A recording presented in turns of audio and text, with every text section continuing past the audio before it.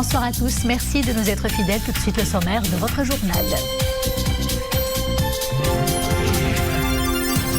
Lutte anti-Covid des veilles génomiques, le Maroc renforce ses moyens de prévention avec la mise en place d'un consortium de laboratoires, une plateforme fonctionnelle de séquençage continu des nouvelles souches dans l'espoir de vaincre l'épidémie.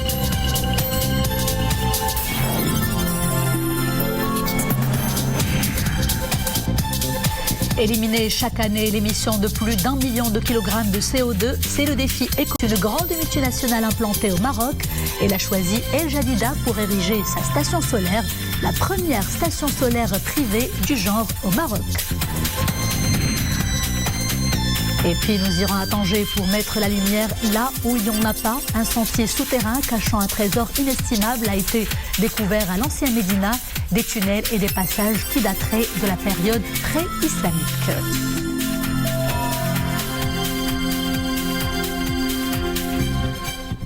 Bonsoir. D'abord, ce message de félicitations adressé par Sa Majesté le Roi Mohammed VI à Madame Ngonzi Okonjo Welah à l'occasion de sa nomination au poste de directrice générale de l'Organisation mondiale du commerce.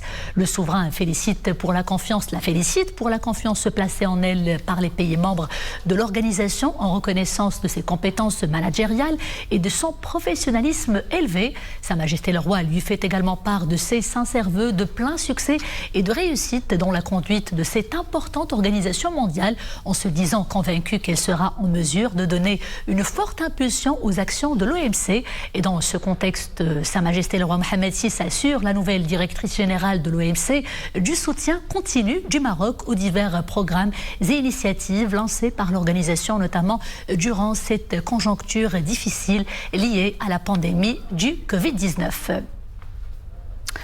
Aucun des variants brésiliens ou sud-africains du Covid-19 n'a été fort heureusement détecté sur notre sol. Pour autant, les autorités sanitaires demeurent sur le qui-vive et misent beaucoup sur l'anticipation.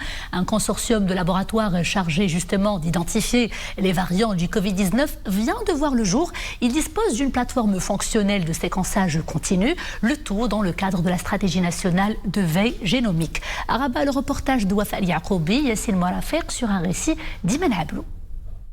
L'Institut national d'hygiène, un des 4 piliers qui composent le nouveau consortium de laboratoires constitué pour identifier les variants du coronavirus au Maroc. Le dénominateur commun de ces laboratoires, une plateforme fonctionnelle de séquençage génomique. Il y a le Centre national de référence de la grippe et des virus respiratoires à l'Institut national d'hygiène, le laboratoire de biotechnologie à la faculté de médecine, le laboratoire de génomique donc, au niveau du Centre national de recherche scientifique et technique et l'Institut Pasteur. Donc, ces 4 institutions constituent donc, le premier noyau d'un consortium qui peut s'élargir à d'autres institutions disposant des mêmes capacités pour pouvoir faire du séquençage et le suivi génomique des variants circulant à l'échelle nationale. Un réseau de laboratoires publics, privés et mobiles traque désormais la moindre mutation du virus selon un système de surveillance basé sur la collecte et l'analyse des différents prélèvements. Tout variant étranger est déclaré aux directions compétentes. On reçoit journalièrement un échantillon représentatif pour lequel on effectue un screening à la recherche du nouveau variant. Les prélèvements qui sont suspects être porteurs de la mutation recherchée, donc ils sont soumis à un séquençage pour la détermination ou pour la confirmation de la présence ou l'absence de la mutation recherchée. Depuis tout juste un mois, l'Institut national d'hygiène a déclaré la présence du variant anglais du Covid-19 chez un Marocain rentrant d'Irlande.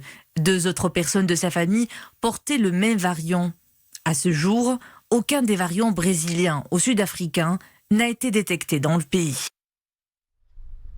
Le Maroc dépasse aujourd'hui la barre de 2 millions de personnes vaccinées. Avec ce chiffre, 2 millions, donc 81 013 personnes vaccinées à ce jour. En 24 heures, les services de santé ont ainsi vacciné 176 844 personnes supplémentaires. Et Focus à présent sur le bilan journalier lié au Covid-19 avec ce total de 508 nouveaux cas d'infection et 833 guérisons qui ont été recensées au cours de ces dernières 24 heures, soit un taux de guérison de 96,2%. Nous déplorons 8517 décès depuis le début de l'épidémie au Maroc, avec 13 nouveaux décès malheureusement recensés aujourd'hui, soit un taux de létalité inchangé d'1,8%. Et sachez également que 38 patients Covid ont été admis pendant ces dernières 24 heures dans les différentes unités de réanimation à travers le pays. Vivement critiquée pour les ratés de la vaccination, la Commission européenne dévoile son plan pour mieux surveiller les mutations du Covid-19 et pour accélérer aussi l'approbation des vaccins modifiés.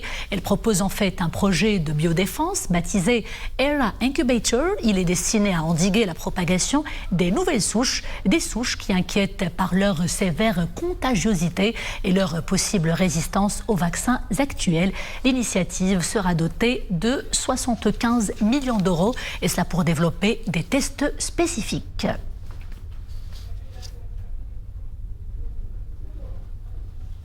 L'ONU plaide pour un plan mondial de vaccination. Selon le secrétaire général de l'organisation, Antonio Guterres, il est urgent d'établir l'équité en matière d'accès aux vaccins.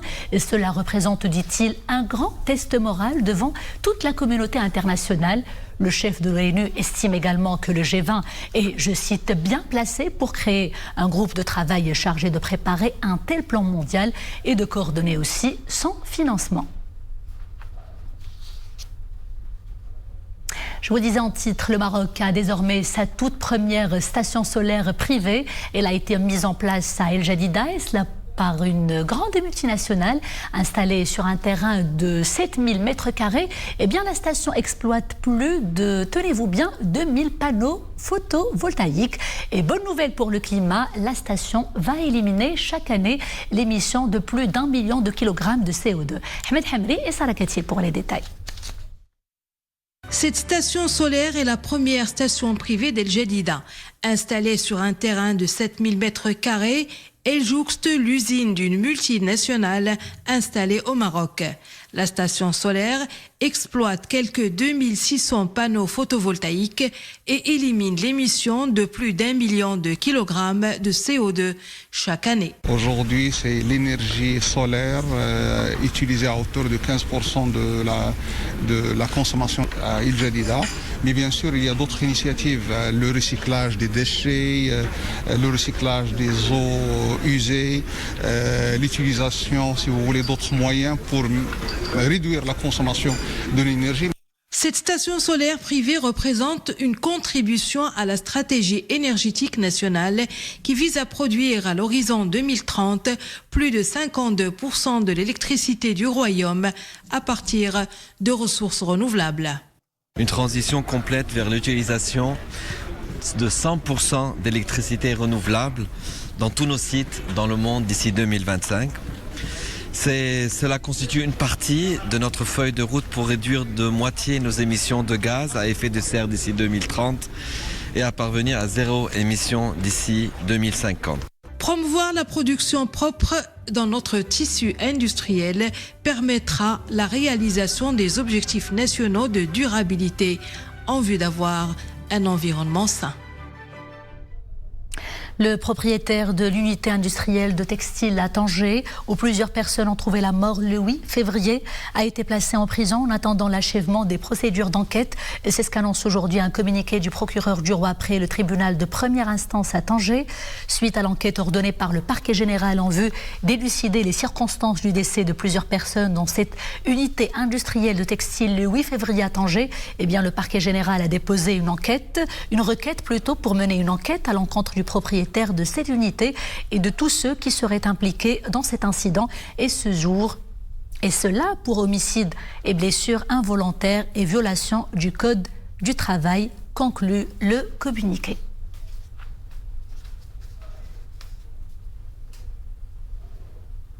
À présent, coup de projecteur sur les centres régionaux d'investissement qui mettent sur les rails les porteurs de projets. Ils assurent également accueil, études, soutien, orientation, accompagnement et financement surtout. Exemple tout de suite à Fès avec ce reportage de Ahmed Tazi sur un commentaire d'Oumaïma Ramli.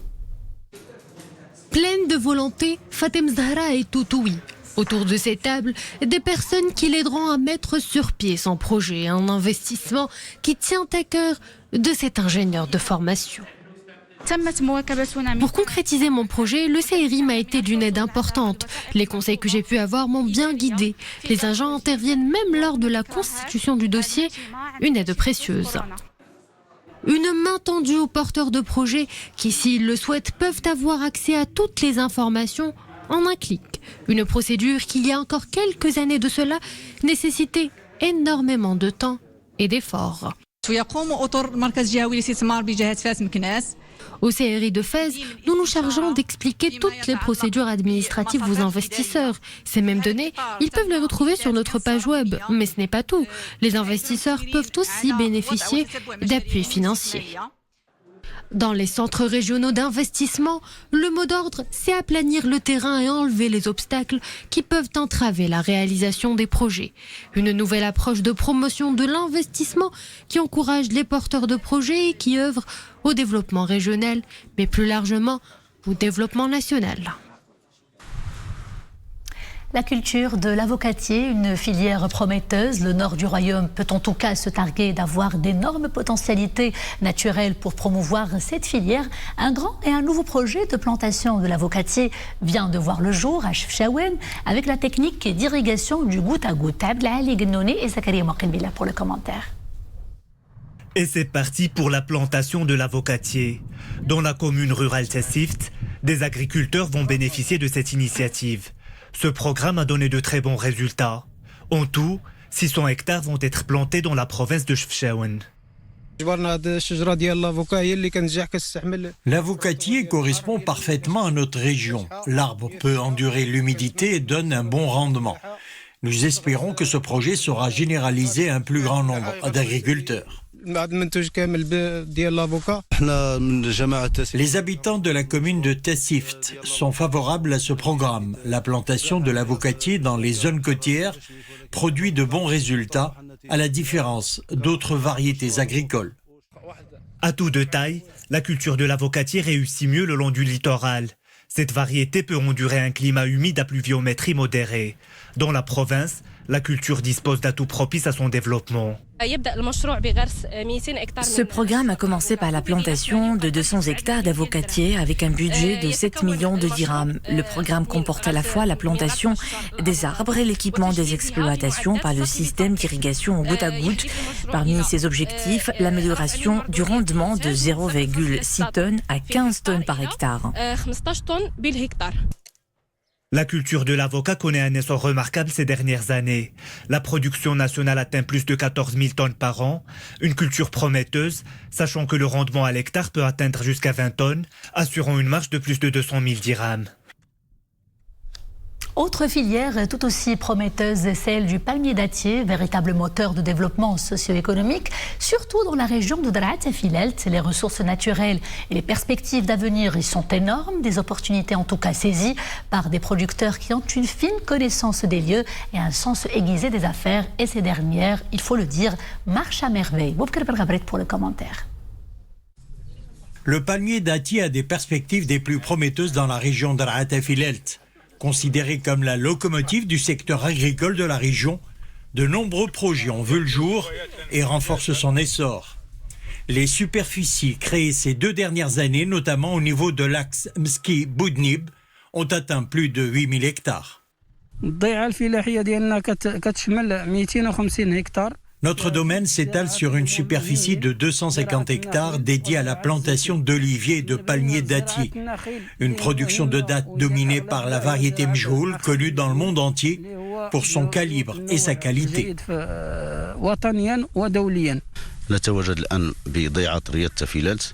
Le domaine Riyad Tafilelt est la porte d'entrée de toute la zone de production de dattes.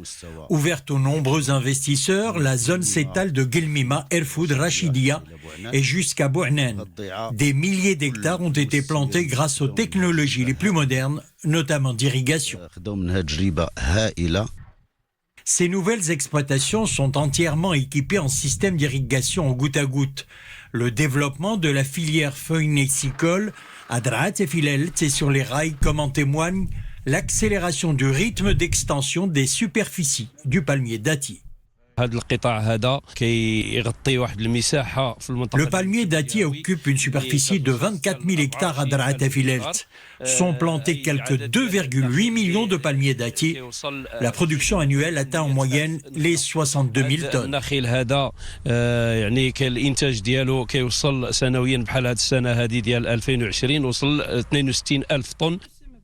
Le plan Maroc Vert accorde une importance particulière à la filière à travers la production des vitroplans, notamment des variétés Mjoul et Boufgous, ainsi que l'introduction d'espèces résistantes à la fusariole, le biode, dont la variété Njda. Lieu de rencontre entre l'Atlantique et la Méditerranée, jadis ville internationale, source d'inspiration pour les artistes, la fascinante Tanger n'a visiblement pas fini de dévoiler tous ses secrets. De ses entrailles jaillissent des trouvailles extraordinaires, des tunnels et des passages secrets qui rappellent ceux de la galerie souterraine Borbonica de Naples. Allez, creusons tout de suite le mystère de ces découvertes avec Anissa Boumhedi, Elis El Hamdaoui et Saïd Najah également. En creusant dans ce chantier de la Médina de Tanger, ces ouvriers étaient à 1000 lieues de penser tomber sur une telle trouvaille. Des tunnels et des passages secrets sont dévoilés. Un trésor tapi sous terre il y a de nombreux siècles.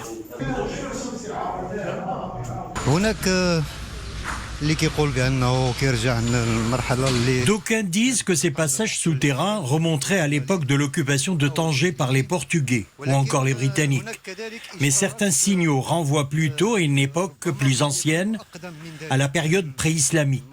Des documents historiques parlent de l'existence de ces passages souterrains avant même le débarquement des forces portugaises.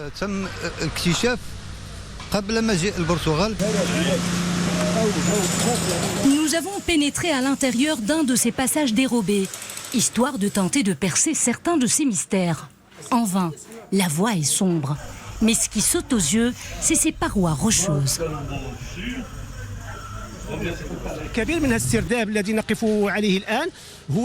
Une grande partie de ces tunnels et passages secrets sont intégrés dans la roche. Seulement quelques fractions sont construites. C'est un travail monumental. Graver tout un tunnel dont la largeur oscille entre 1,20 m et 1,50 m, avec une hauteur d'environ 3 mètres, cela force l'admiration.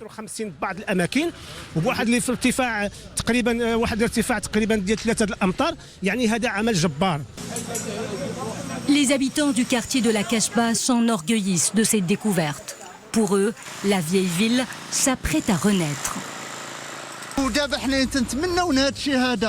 Nous espérons que ce tunnel se convertira en monument au musée archéologique qui donnerait à voir tous ces vestiges aux touristes d'ici et d'ailleurs après la crise sanitaire. D'après les chercheurs, ces vestiges auraient une vocation sécuritaire lors des périodes d'occupation de Tanger. Une chose est sûre, l'ancienne Médina n'a pas encore dévoilé tous ses secrets. Et vivement l'aboutissement de cette belle découverte. On a un beau projet, pourquoi pas, culturel. Et c'était le clap de fin de ce journal. Merci d'avoir été des nôtres. Je vous dis à demain, toujours avec grand plaisir. D'ici là, portez-vous bien.